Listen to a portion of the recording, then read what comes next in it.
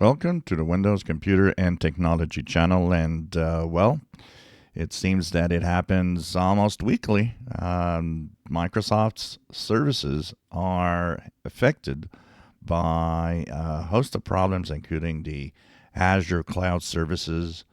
Microsoft 365 connectivity has a problem. A lot of users cannot log into either the networks for work or even the Microsoft 365 services.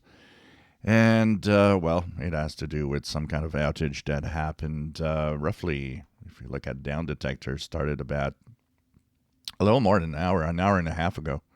There's a sharp rise there, as you see. It's still affecting a lot of users at this time.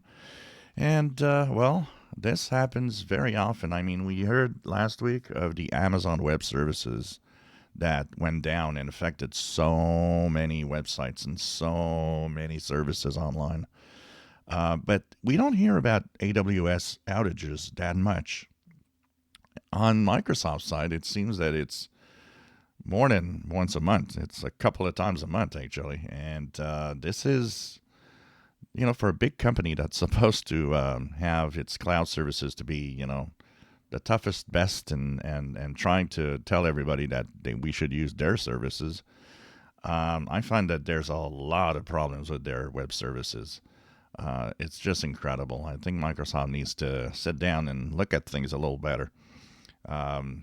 It's just incredible. So if you do have connectivity issues with your Microsoft 365 services, it is possibly normal because of that outage, and it will, of course, slowly come back. As you see here, it's already come back somewhat. There's less complaints than at the beginning, an hour and a half ago.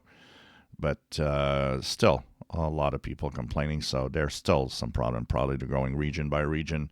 And slowly, things will be coming back. If you enjoy my videos, please subscribe, give us thumbs up. Thank you for watching.